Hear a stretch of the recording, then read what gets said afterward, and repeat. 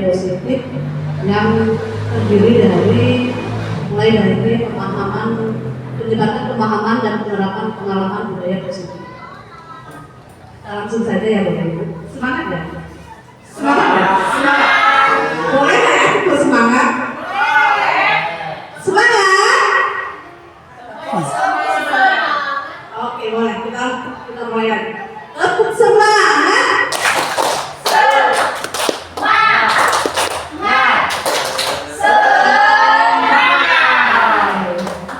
Terima kasih Bapak Ibu semuanya.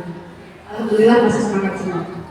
Tujuan pendidikan menurut Ki Hajar Dewantara itu menjelaskan bahwa tujuan pendidikan yaitu menuntut segala kodrat yang ada pada anak-anak agar mereka dapat mencapai keselamatan dan kebahagiaan yang setinggi-tingginya baik sebagai manusia maupun sebagai anggota masyarakat. Oleh karena itu kita sebagai seorang pendidik hanya dapat menuntun tumbuhnya kekuatan kodrat yang ada pada diri anak agar dapat memperbaiki lakunya kehidupannya, agar dapat menjadi anak yang memiliki perilaku yang baik.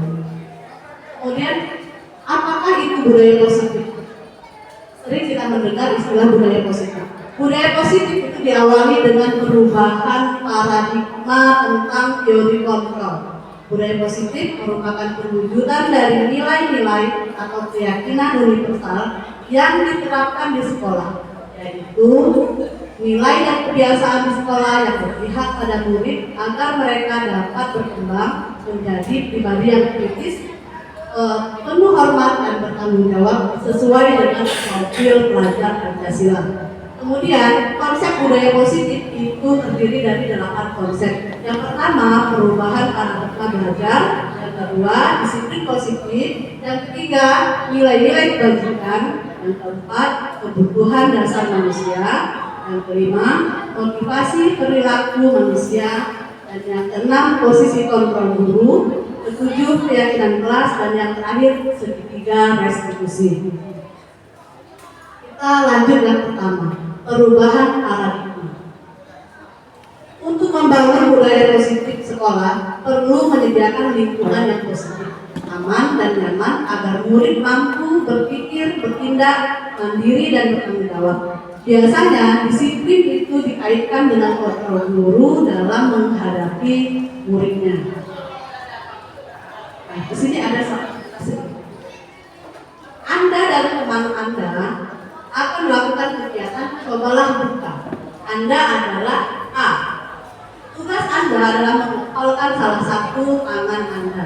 Coba Anda bayangkan Anda menyimpan sesuatu yang sangat berharga di dalam kepalan tangan Anda. Anda perlu menjaga benda tersebut sekuat tenaga Anda karena begitu pentingnya dalam kehidupan Anda. Dan tugas B adalah rekannya. Mencoba dengan segala cara untuk membuka kepalan tangan Anda.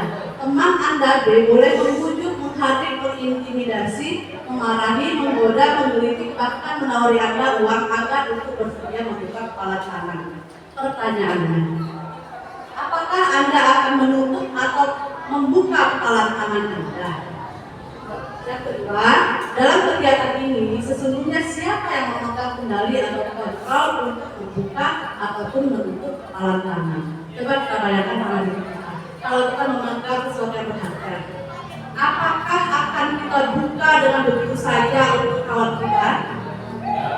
Tidak. Walaupun sudah dibujuk, walaupun sudah dirayu ataupun diintimidasi, kita akan menjaga apa yang ada di tangan kita. Dengan begitu, yang memegang kontrol adalah diri kita sendiri. Itu juga dengan siswa.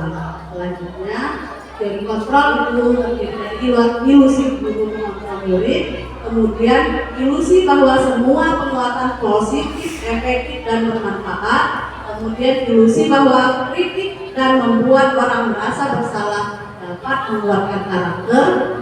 Yang terakhir, ilusi bahwa semua penguatan positif, efektif dapat dan bermanfaat. Ini ada gambar miskonsepsi tentang teori kontrol. Yang pertama, ilusi guru mengontrol murid. Ilusi bahwa semua penguatan positif, efektif dan bermanfaat. Kemudian gambar yang kedua, ilusi bahwa kritik membuat rasa bersalah mampu menguatkan karakter. Ini gambarnya adalah mengilusi bahwa orang dewasa memahami. Ini tidak berlaku di sekarang. Kemudian selanjutnya, perubahan dari paradigma stimulus respon kepada pendekatan teori kontrol. Yang pertama, stimulus responnya realitas kebutuhan kita bersama. Kemudian semua orang melihat hal yang sama. Kemudian kita mencoba mengubah orang agar berpandangan yang sama dengan kita. Perilaku buruk dilihat sebagai suatu kesalahan. Orang lain bisa mengontrol saya bisa mengontrol orang lain, dan terpaksa ada pada saat kita gagal, mode berpikir menang atau kalah. Itu stimulusnya. Kemudian teori kontrolnya, realitas kebutuhan berbeda. Setiap orang memiliki gambaran yang berbeda. Kita berusaha memahami pandangan orang lain tentang dunia. Semua perilaku memiliki tujuan. Hanya Anda yang bisa mengontrol Anda tidak bisa mengontrol orang lain. Kemudian kolaborasi dan konsisten menciptakan pilihan-pilihan baru. Kemudian yang terakhir, model berpikir menang-menang atau win. Disiplin positif. Selanjutnya, disiplin positif.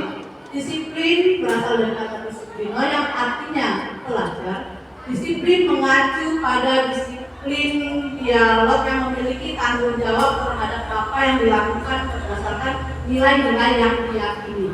Disiplin positif merupakan salah satu cara penerapan disiplin yang bertujuan untuk menumbuhkan kesadaran serta memberdayakan peserta didik tanpa membebani, memberikan ancaman ataupun hukuman.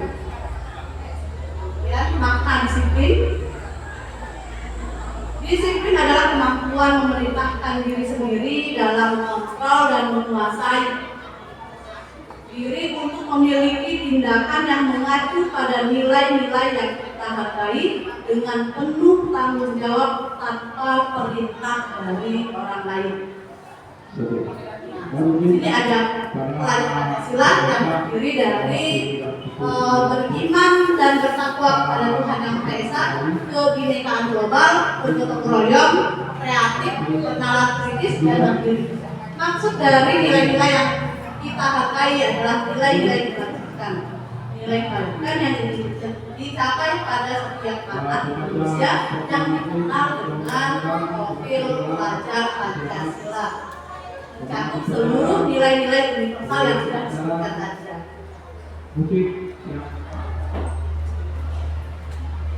Kemudian teori motivasi perilaku manusia. Teori motivasi itu ada tiga ya. Untuk menghindari ketidaknyamanan atau kekurangan. Kemudian untuk mendapatkan imbalan atau penghargaan dari orang lain. Ini adalah teori eksternal. Apabila teori eksternal ini tidak tercapai, maka teori yang terakhir menjadi orang yang mereka inginkan dan menghargai diri sendiri dengan nilai-nilai yang mereka percaya. Kemudian kebutuhan dasar manusia. Kebutuhan dasar manusia adalah segala sesuatu yang dibutuhkan oleh manusia untuk mempertahankan kondisi fisiologis, psikologis yang bertujuan mempertahankan kehidupan dan kesehatan. Kebutuhan manusia itu ada lima ya. Penguasaan, kemudian rasa kasih sayang dan rasa ingin diterima, kemudian rasa bertahan hidup, kebebasan, dan kesenangan. Kebutuhan dasar manusia itu harus terpenuhi. Kemudian selanjutnya posisi kontrol guru akan disampaikan oleh rekan saya, Pak Reza Fahle.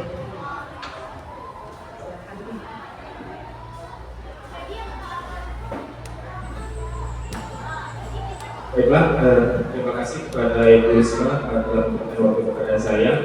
Bismillahirrahmanirrahim. Di sini saya akan melanjutkan pemaparan dari rekan saya, yaitu Bu Risma, yaitu mengenai 5 posisi kontrol guru. Yang pertama sebagai pengukur, terlihat dari gambar. Kemudian yang kedua sebagai teman atau rekan. Kemudian yang ketiga sebagai pembuat merasa bersalah atau boleh kita buat seperti orang yang bersalah. Kemudian yang keempat sebagai pemantau. Dan yang kelima sebagai manajer. Contoh penerapan 5 posisi kontrol. Yang pertama sebagai penghukum, patuhi peraturan sekolah, lalu berlarilah di depan barisan. Ini contohnya Bapak Ibu. Kemudian sebagai pemantau, kamu sudah melanggar dan apa konsekuensinya. Kemudian yang ketiga, ayolah yang tertib, buat guru bangga. Kali ini tidak apa-apa kamu berbuat salah. Kemudian yang keempat, membuat rasa bersalah. Berapa kali bu guru harus memberitahu kamu? Bu guru kecewa sama kamu. Kemudian yang terakhir, manajer. Apakah kamu tahu kesalahanmu? Kira-kira bagaimana kamu akan memperbaiki kesalahan ini?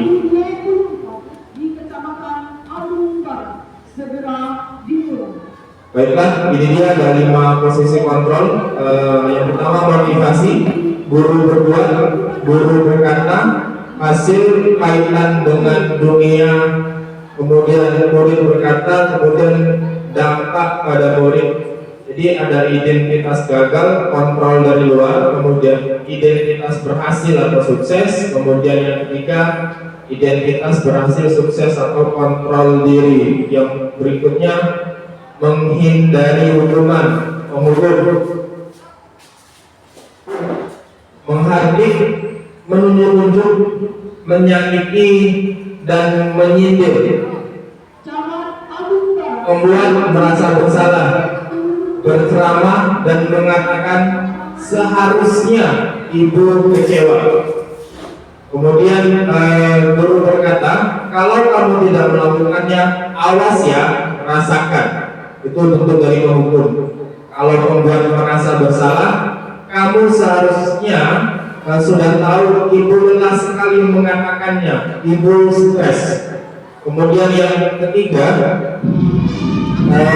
membentak, menyalahkan orang lain, berbohong, membuat merasa bersalah, menyembunyikan, menyangkal dan berbohong.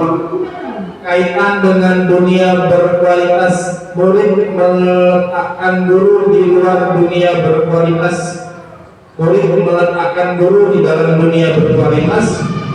Murid berkata, biarkan saja, nanti juga marah-marah lagi, maafkan saya. Dampak pada murid mengulangi kesalahan, kemudian merasa rendah hati. Berikutnya identitas berhasil sukses, kontrol dari luar, mengharapkan imbalan atau ketergantungan pada orang lain. Sebagai teman, membuat alasan-alasan untuk muridnya. Sebagai pemantau, menghitung dan mengukur. Kemudian yang berikutnya, ayolah lakukan demi ibu. Masa kamu tidak mau? Ingat ibu tidak pernah seperti itu. Memantau, apa peraturannya? Kemudian ketergantungan, menyesuaikan diri bila diawasi. Murid meletakkan guru di sebagai orang yang sangat penting di dunia berkualitas. Murid meletakkan guru, peraturan dan hukum di dunia berkualitas. Saya pikir Bapak, Ibu, teman saya ternyata begitu. Berapa banyak bintang yang harus diperoleh, berapa halaman yang harus saya tulis. Lemah, tidak mandiri, tergantung, menitik beratkan pada sanksi atau hadiah untuk dirinya. Kemudian yang ketiga, identitas berhasil sukses atau kontrol diri, menghargai diri sendiri. Manajer mengajukan pertanyaan-pertanyaan, kemudian apa yang kita yakini, apa yang bisa kau kerjakan untuk memperbaiki masalah ini. Yang ketiga, menguatkan secara pribadi.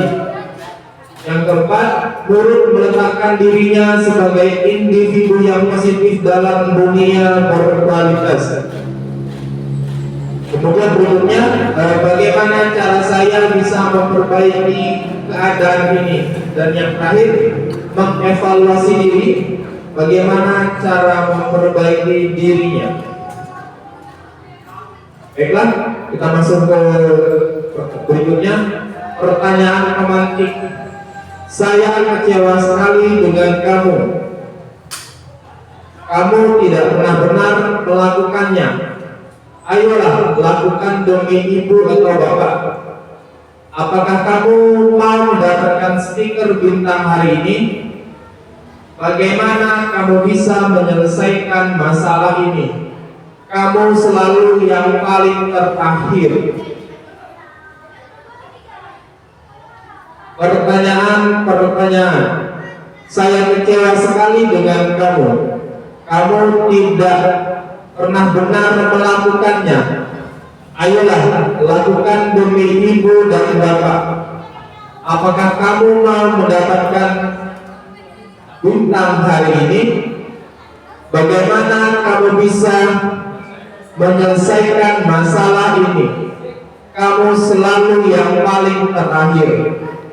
Siapa yang mengatakan? 1. Membuat orang merasa bersalah. Yang kedua, sebagai penghukum. Yang ketiga, sebagai teman.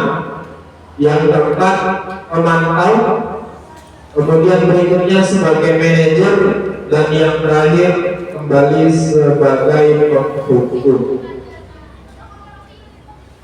Baiklah, kita akan masuk keyakinan kelas.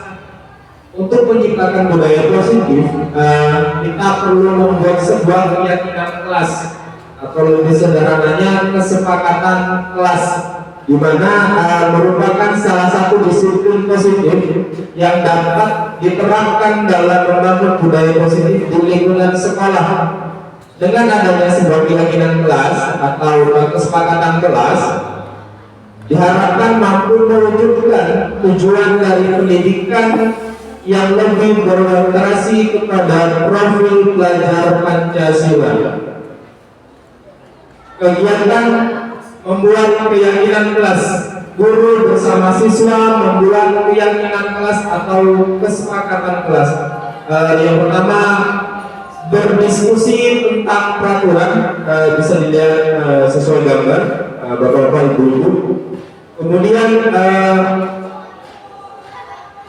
menempelkan keyakinan di kelas agar semua murid mampu melihat dan membaca serta mempraktikkan peraturan tersebut atau keyakinan tersebut. Berikutnya, Ibu, membentukkan keyakinan kelas.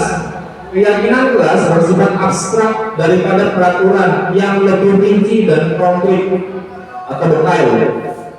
Keyakinan kelas berupa pertanyaan-pertanyaan yang universal atau secara keseluruhan atau umum.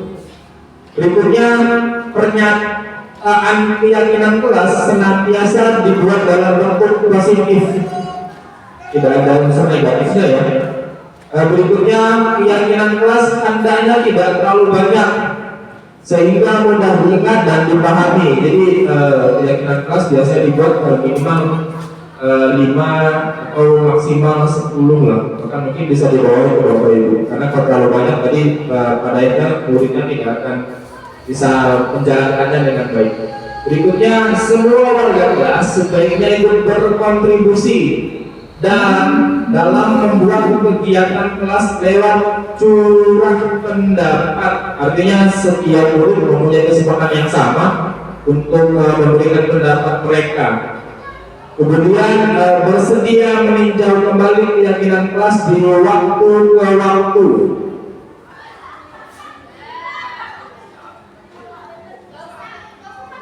Berikutnya, segitiga restitusi. Yang pertama, validasi tindakan yang salah. Kemudian, menanyakan keyakinan. Yang terakhir, menstabilkan identitas. Kamu tentu punya alasan mengapa melakukan itu. Adakah cara yang lebih efektif untuk mendapatkan apa yang kamu butuhkan? Keyakinan kelas apa yang telah kita sepakati? kamu ingin menjadi orang seperti apa? Terakhir, setiap orang pasti pernah melakukan sebuah kesalahan. Kamu bukan satu-satunya yang pernah melakukan kesalahan ini. Oke, berikutnya Ibu. Konsep disiplin, pendekatan restitusi, sebuah cara menanamkan disiplin positif kepada murid. Pengertian restitusi, proses menciptakan kondisi bagi murid untuk memperbaiki kesalahan mereka sehingga mereka bisa kembali pada kelompok mereka. Ciri-ciri restitusi: suka untuk menebus kesalahan, namun untuk belajar dari kesalahan, memperbaiki hubungan. Kemudian restitusi menuntun untuk melihat ke dalam diri. Restitusi mencari kebutuhan dasar yang mendasari tindakan. Restitusi diri adalah cara yang paling baik. Restitusi bukan keyakinan.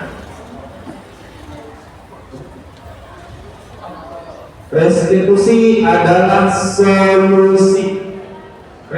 Berikutnya sudah. Oke, terima kasih. Mungkin itu penjelasan dari kami. Apabila ada kekurangan dari kami mohon maaf. Kami akhiri. Wassalamualaikum warahmatullahi wabarakatuh.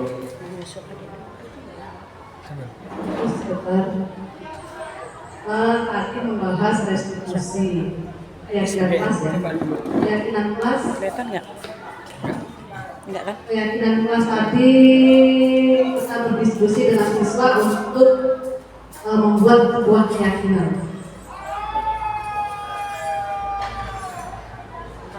Saya akan menampilkan sedikit tampilan.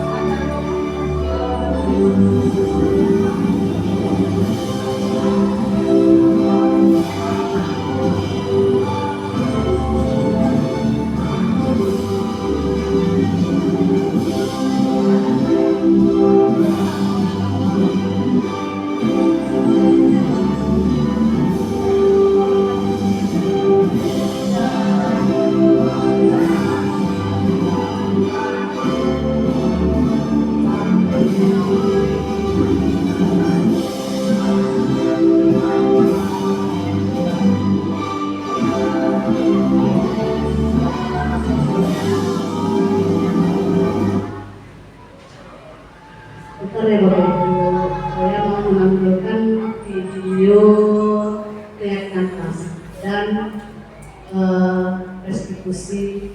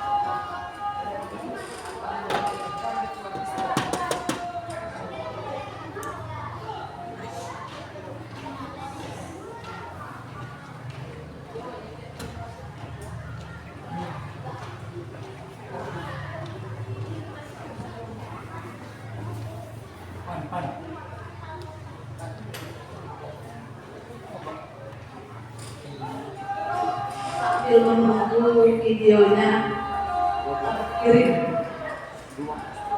Pagi ini bahas sedikit tentang keyakinan kelas.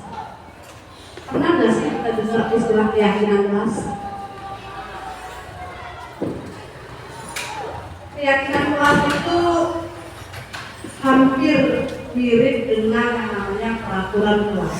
Hanya saja kalau keyakinan kelas itu ditetapkan oleh murid itu sendiri dan disepakati oleh murid dan gurunya. Kemudian kalau peraturan itu sudah ditetapkan oleh sekolah. Kalau peraturan sudah ada, sudah terbuat, jadi siswa harus suka tidak suka harus dipenuhi. Sedangkan keyakinan itu mereka memilih sendiri nilai-nilai keyakinan mana yang akan diterapkan.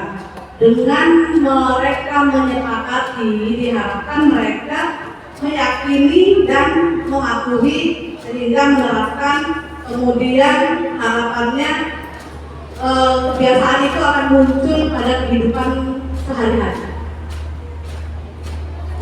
Betul.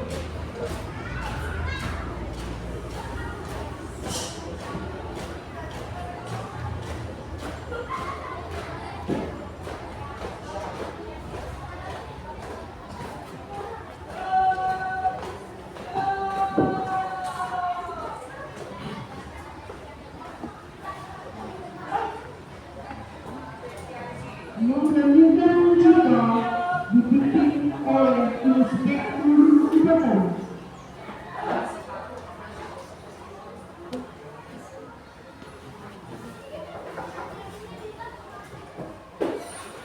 Mari kita mulai.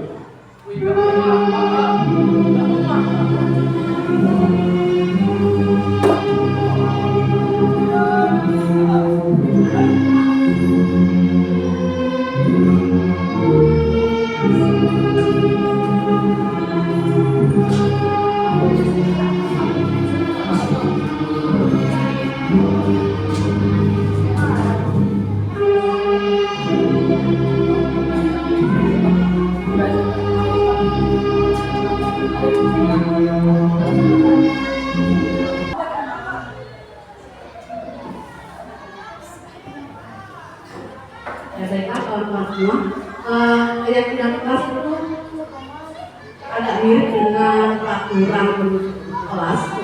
Bedanya kalau peraturan itu sudah ditetapkan dan kalau keyakinan kita bersama siswa menentukannya. Dengan harapan siswa memilih keyakinan yang ingin dicapai, itu mereka bisa membutuhkannya dan mematuhinya dengan kesadaran diri sendiri sehingga menimbulkan keyakinan dan berdampak ke kehidupan sehari-hari seterusnya. Contoh kecil dari keyakinan kelas yang dibuat itu kita sama-sama menyaksikan tampilan ke layar. Ini hanya baru contoh ya teman-teman.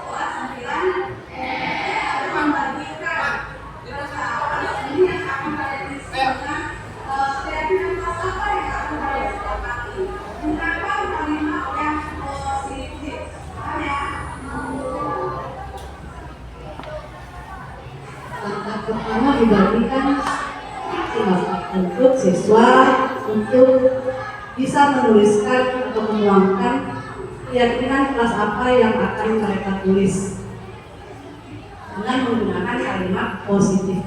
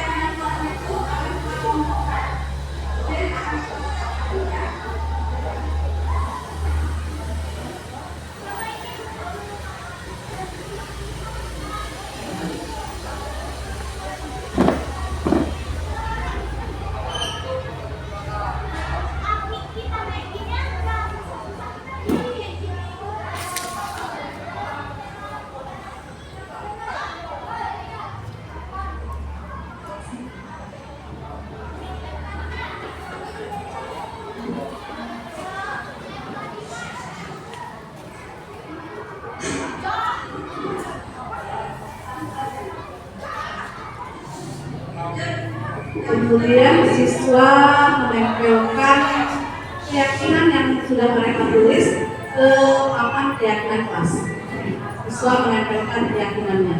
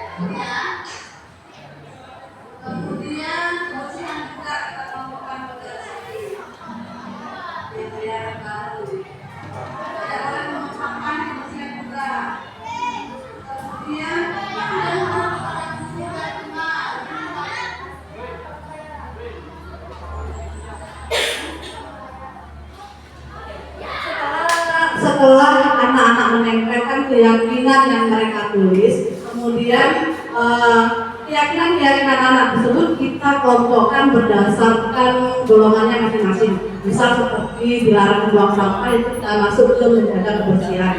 Kemudian patuh kepada guru dan teman itu kita kelompokkan menjadi patuh dan hormat pada sesama guru atau teman.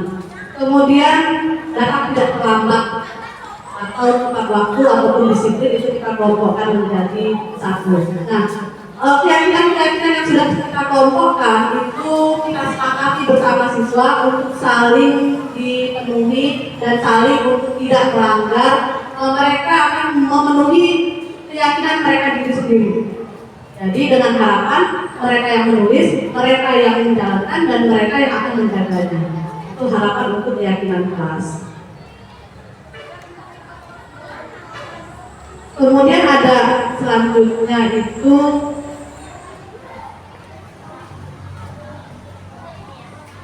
restitusi segitiga. Ini hanya contoh dari video kecil ya.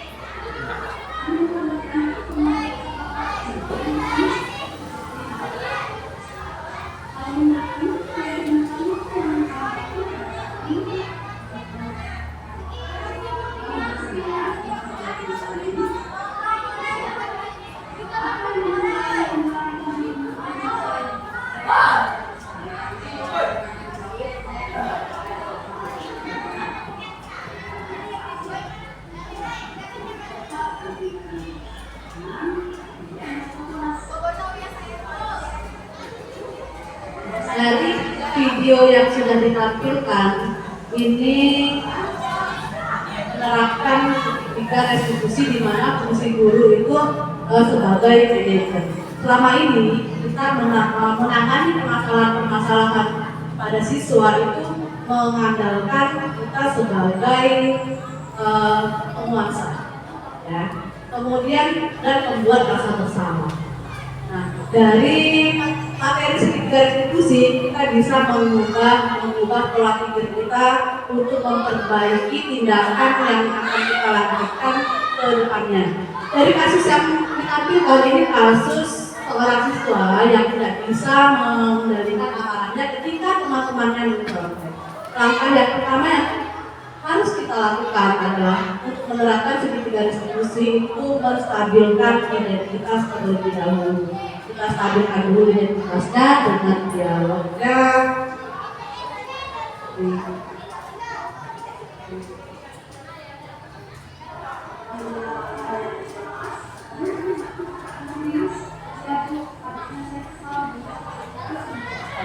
Nah, di sini ini kita poinnya menstabilkan identitas. Kita tanyakan dulu apa yang sudah dia lakukan terhadap kawannya. Yang dilakukan adalah menggebrak meja ketika kawannya mencontek pekerjaannya. Kemudian kita dengarkan dulu alasannya.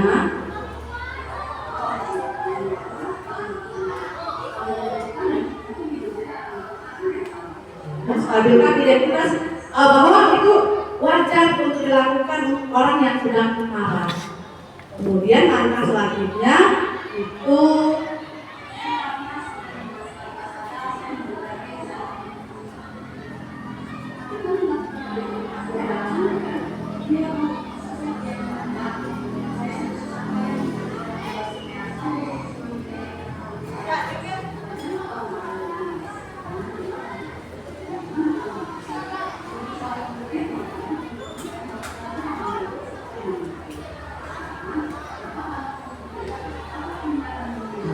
poin yang kedua itu kita memvalidasi tindakannya. Apakah tindakan yang dilakukannya itu sudah sesuai dengan keyakinan kelas? Nah, jawabannya dia mengakui bahwa tindakannya itu adalah salah.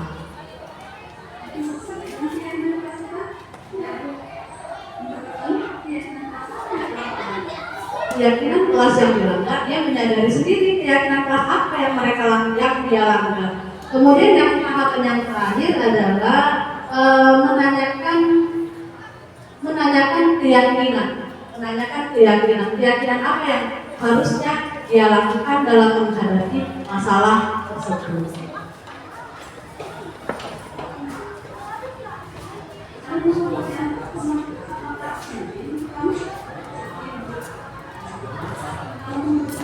Tas. Ngambil tas. Keyakinan kelas mana yang harus dipilih saat Allah lebih banyak bersabar. Nah, dari kasus ini kita bisa belajar bahwa banyak hal yang perlu kita perbaiki pada diri kita sebagai seorang guru. Dengan adanya segitiga institusi diharapkan kita bisa lebih bijak atau bisa memposisikan diri kita sebagai seorang manajer pada kelas kita.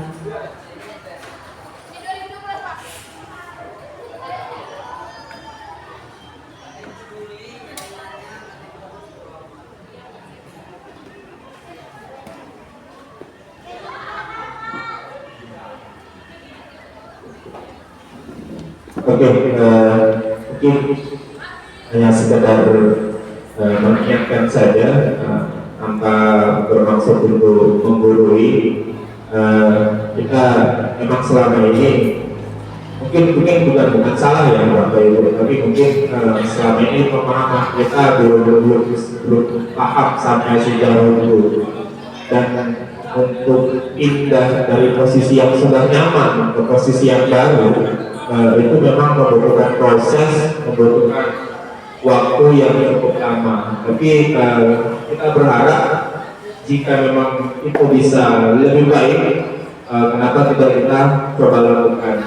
Disinilah kami mencoba menjelaskan bagaimana kita sebelumnya menjadi seorang hukum, atau bahasa lainnya membuat merasa bersalah, sedikit demi sedikit kita rubah menjadi seorang manajer dengan langkah-langkah yang telah dijelaskan oleh Bu Isma tadi. Harapan kita sebagai seorang guru tidak lagi menyalahkan ya, menghardik atau bahkan sampai mohon maaf memaki-maki dan lain sebagainya. Jadi kita berusaha untuk merubah pola kita, terutama pada saat menghadapi kasus-kasus yang pasti bakal kita hadapi selama kita mengajar di sekolah kita. Jadi harapan kami ke depannya setelah hasil dari musyawarah atau diskusi kecil ini, ke depannya nanti bisa lebih meluas, baik di forum resmi atau nanti pada saat webinar ataupun pertemuan resmi lainnya. Dan kami berharap kepada bapak ibu yang hari ini sudah sedikit menambah wawasannya, berharap nanti bisa sedikit demi sedikit kita coba praktekkan atau minimal coba kita aplikasikan di kehidupan nyata kita, terutama pada saat kita sedang mengajar. Sampai di sini sekiranya ada hal yang ingin ditanyakan oleh Bapak Ibu mengenai pembahasan kita hari ini, kami persilahkan, karena memang forum diskusi biasanya ada 2 orang atau lebih saling terkoneksi, atau bahasa lainnya saling ngobrol. Jadi jika ada hal-hal yang ingin Bapak tanyakan, terutama seputaran pembahasan ini, kami persilakan. Ada yang mau ditanya, Bapak atau Ibu, apapun pertanyaannya nanti akan coba kita pecahkan atau kita selesaikan secara bersama-sama. Kalaupun nanti saya tidak bisa menjawab, mungkin nanti ada perwakilan rekan saya yaitu Bu Isma. Jadi sekali lagi kita kembali ke seluruh dari komposisi kontrol tadi Ibu di sini.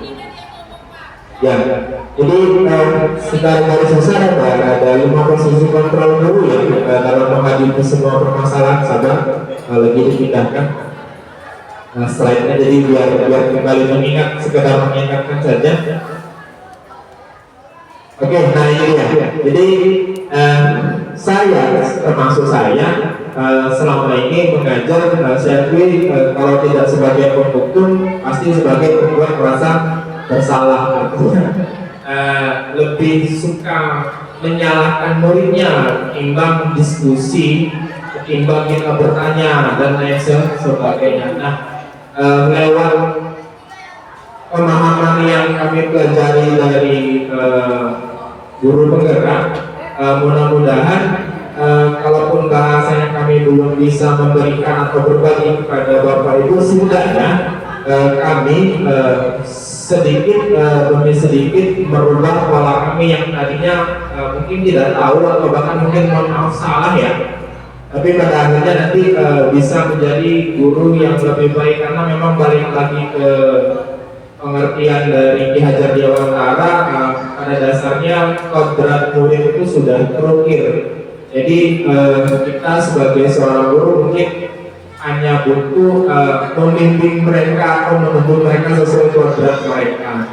Jadi harapan kami setelah presentasi atau diskusi hari ini, kami berharap mudah-mudahan Bapak dan Ibu tidak lagi menjadi seorang guru yang ketika ada sebuah permasalahan itu langsung menghukum, jadi penghukum ya. Jadi maksudnya menyalahkan guru bla-bla dan seterusnya, karena jujur saja mayoritas kebanyakan, bahkan saya sendiri mengakui itu sebelum saya mengenal ini, dua hal yang paling sering saya lakukan yang pasti yang pertama menghukum dan membuat merasa bersalah. Saya sangat jarang sekali ngobrol sebagai teman mereka, tidak pernah bisa dikatakan saya akui, atau sebagai pemantau dan manajer yang tadi baru dibahas oleh Ibu Risma. Jadi mudah-mudahan sesampainya kita di sini, apa yang kita dapatkan hari ini bermanfaat.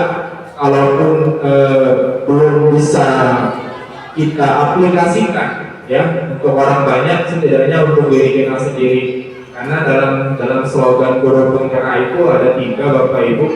Yang pertama tergerak, ya bergerak dulu kitanya, yang kemudian mulai bergerak, dan yang terakhir menggerakkan. Kurang lebih seperti itu Bu Risma ya. Jadi itu harapan kami. Ada yang mau tambahkan Bu Risma? Apa? Cukup ya? Cukup. Lagi kalau ada yang ingin ditanyakan Bapak Ibu mengenai materi atau pemaparan kami pada hari ini, kami persilahkan. Ada Pak Ismail sebagai guru agama, atau Tuhan nggak apa-apa lah, Tuhan keluh kesah menghadapi murid, karena memang biasanya kita selain guru itu diberikan tugas tambahan ya, entah itu sebagai pembina OSIS atau Rohis, ekskul sekolah yang lainnya dan lain sebagainya. Ada Ibu Iren selaku guru PPKN atau guru BK-nya langsung, Bu Ria, ada yang mau disampaikan keluh kesahnya? Jadi maksud saya ketika keluh kesahnya disampaikan, kita bisa sama-sama mencari sebuah permasalahan, bagaimana nanti bisa menyelesaikan permasalahan itu dengan baik dan benar. Cukup? Ada? Gak mau? Curhat? Atau Pak Dewi langsung? Mau curhat? Atau mau berkeluh kesah, bercerita dan sebagainya? Tidak ada?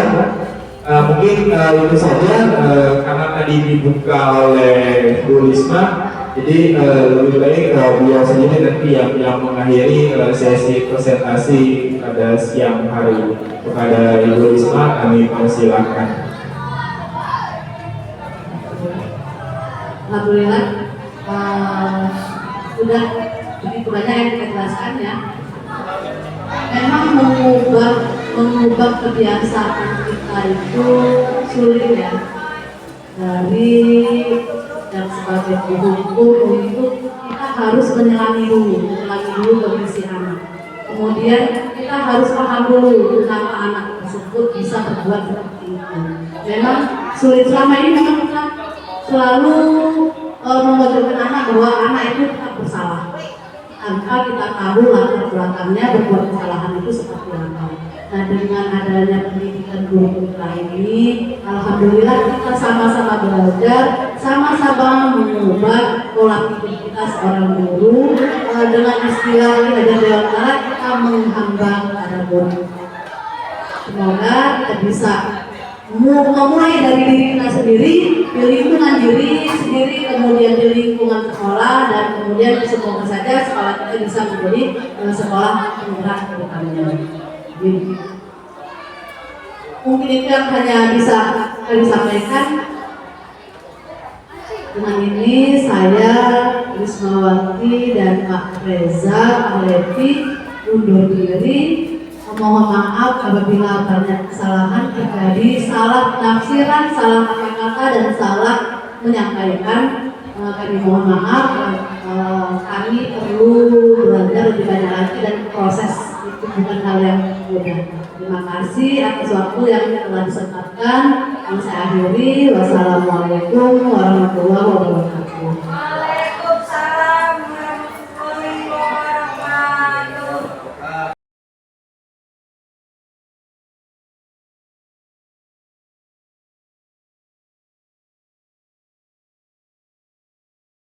Assalamualaikum warahmatullahi wabarakatuh.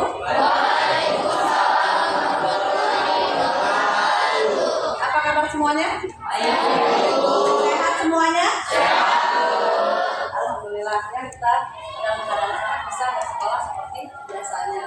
Nah, pada hari ini kita akan membentuk yang namanya keyakinan kelas. Sudah pernah mendengar keyakinan kelas? Apa sih keyakinan kelas itu? Nggak tahu. Keyakinan kelas itu hampir mirip dengan peraturan yang ada di sekolah. Sudah pernah dengar kata peraturan? Sudah. Contohnya apa?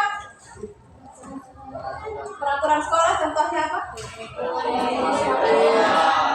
Memakai topi, atribut sekolah, dan lain-lainnya ya. Itu namanya peraturan sekolah. Nah, di dalam kelas itu juga ada yang namanya keyakinan kelas. Keyakinan kelas itu hampir mirip dengan peraturan kelas, hanya saja keyakinan kelas itu menggunakan kalimat-kalimat yang positif. Untuk apa sih kita menggunakan keyakinan kelas di dalam kelas kita? Kira-kira untuk apa? Dengan adanya keyakinan kelas, itu diharapkan kalian akan bertanggung jawab atas apa yang kalian sepakati di kelas itu. Misalnya keyakinan kelas apa yang kalian sepakati? Harus jujur antar teman, harus saling menghargai antar teman dan guru, dan lain-lainnya. Nah, untuk hari ini kita akan membuat kesepakatan kelas kita, kelas 9.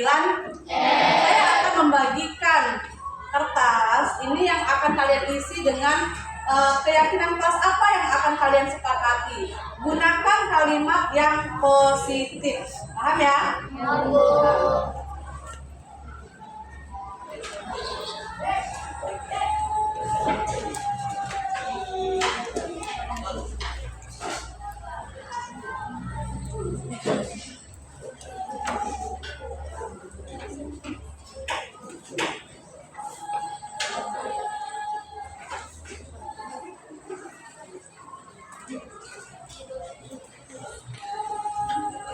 Silakan dibuat keyakinan kelas. Nggak usah.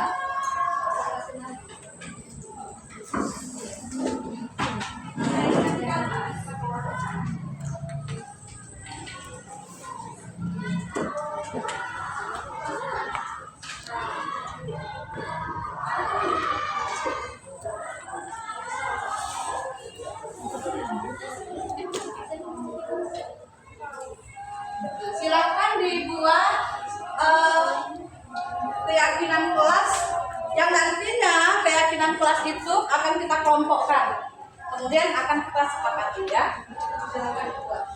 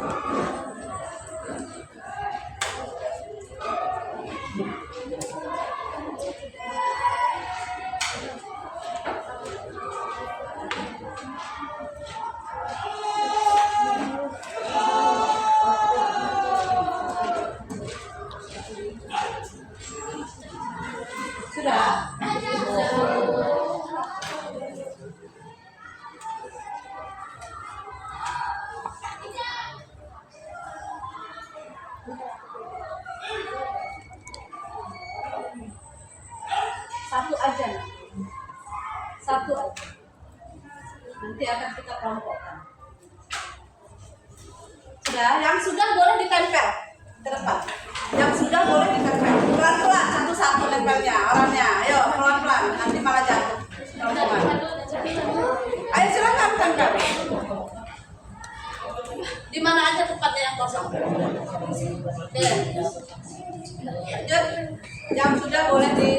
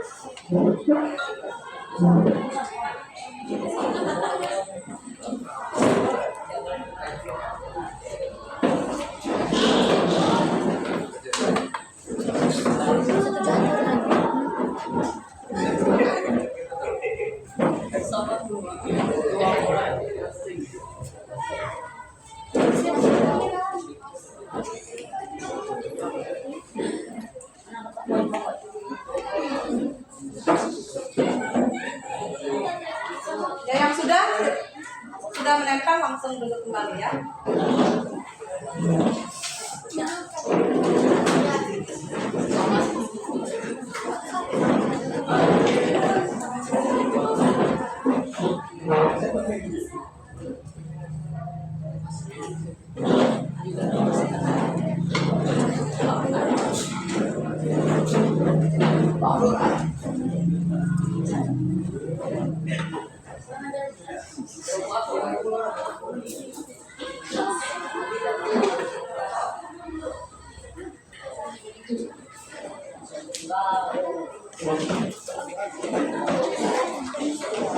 Sudah ya. Sekarang kita kelompokkan nih keyakinan-keyakinan yang sudah kalian buat. Yang pertama, melaksanakan piket kelas. Berarti dia kebersihan ya. Ini kita kelompokkan sama yang kebersihan. Oke, ini ya. Kemudian kebersihan juga kita kelompokkan juga di sini. Biar dia bareng. Tidak boleh membuang sampah, ini kebersihan juga. Kemudian patuh dan hormat kepada guru dan teman. Ini menghargai dan menghormati sama ya. Ini. Oke, terus menjaga lingkungan kelas dan sekolah. Menjaga lingkungan ini menjaga apa ini? Saling menghormati dia di sini. Kemudian patuh dan taat dia di sini juga kita kelompokkan. Menjaga kebersihan. Ya, kemudian piket kelas juga. Kemudian piket kelas, tidak membuang sampah sembarangan, lingkungan kelas. Kemudian ini tepat waktu ya, bareng ke sini ya, tepat waktu. Kemudian menghargai, patuh dan hormat menghargai.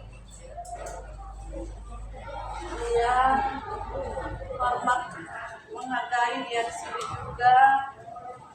Berlaku jujur dan sopan. Sopan dan hormat ini ke sini ya. Kemudian membuang sampah pada tempatnya. Kemudian keyakinan kelas saling menghormati. Saling menghormati.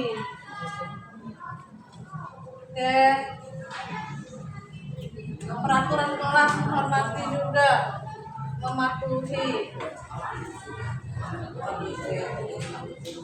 Ya, buang sampah, kebersihan. Kemudian kita kebersihan juga. Ini kebersihan juga. Kemudian nah, dari sini ada berapa keyakinan kelas yang kalian sepakati? Ada 3. Yang pertama, menjaga kebersihan kelas. Kemudian yang kedua,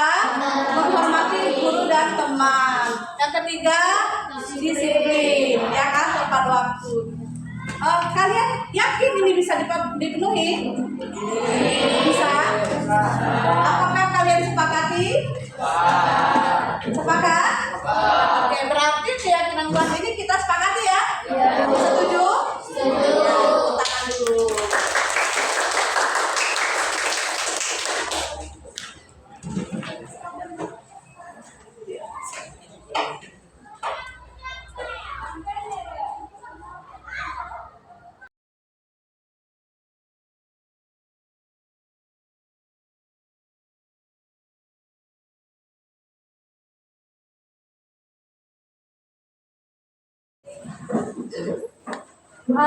Kita sudah menyepakati keyakinan kelas yang sudah kalian buat. Nah sekarang agar keyakinan kelas itu disepakati dan ada rasa tanggung jawab dari kalian, maka keyakinan kelas tersebut harus kita tanda tangani agar semuanya merasa tanggung jawab.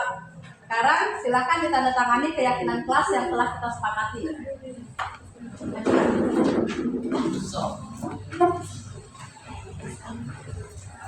Tulis namanya.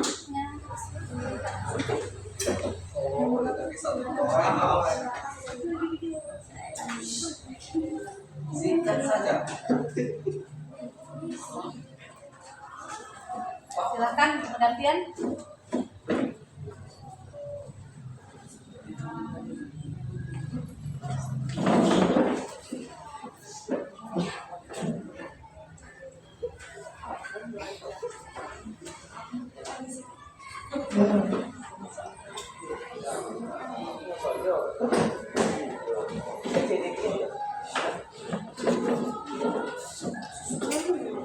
Ini penanya sudah ada.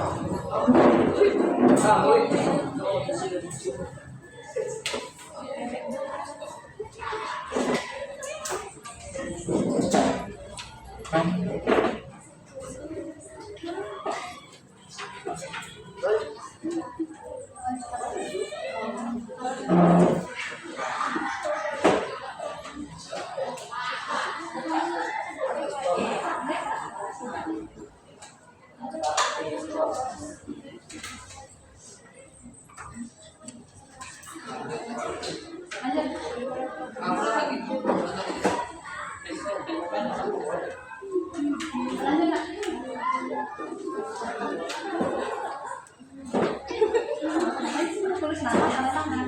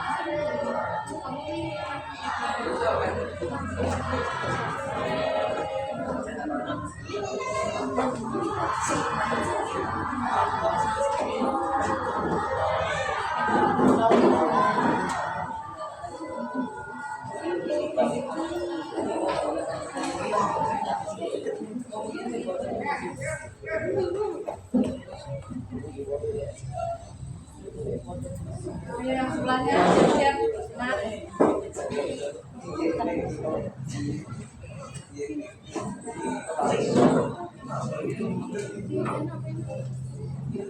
Lanjut belakangnya. Sebelahnya.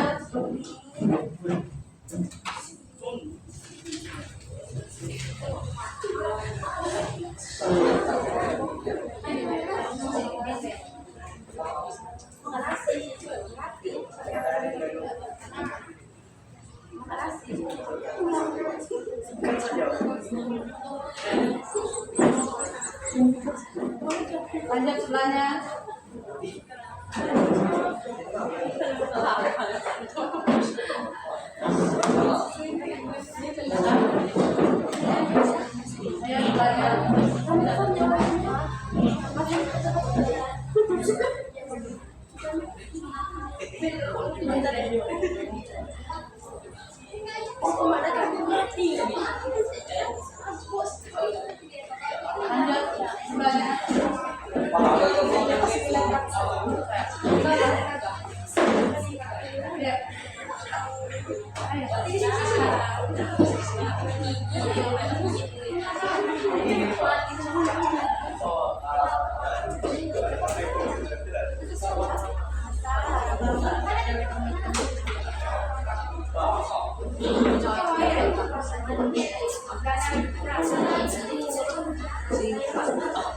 Lanjut sebelahnya. Ya.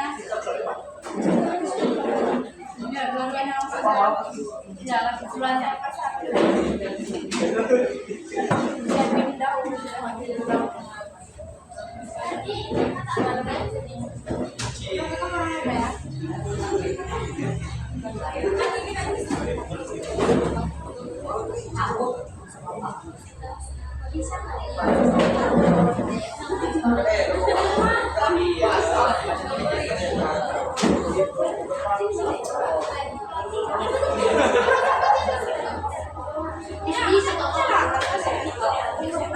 Lanjut, habis ya, masih, ayo.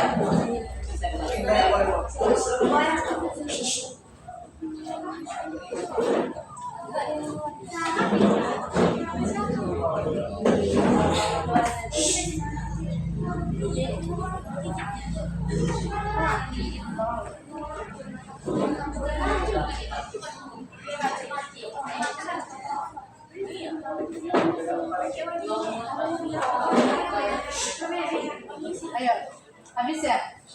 Ayo yang laki-laki. Ayo sini tiga.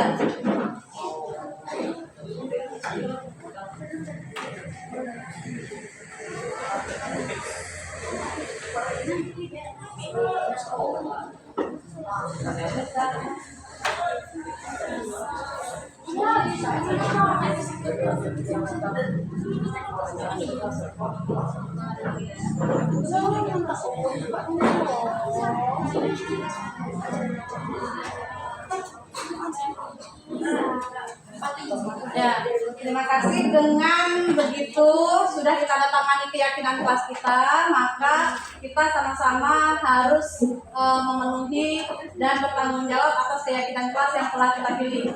Setuju? Setuju. Anggap ya? Anggap. Ya, saya ucapkan terima kasih. Saya akhiri. Wassalamualaikum warahmatullahi wabarakatuh. Waalaikumsalam.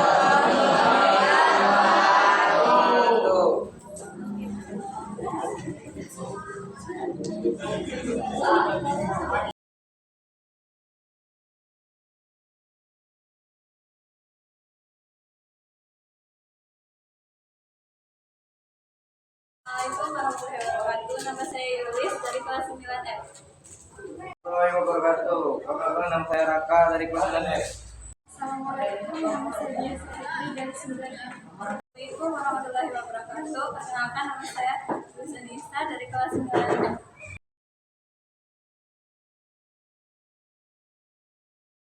Perasaan saya sangat senang sekali. Dan saya sangat senang sekali. Wah, perasaan saya sangat senang sekali.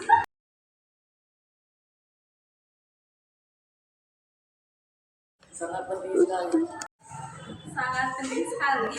Sangat penting sekali.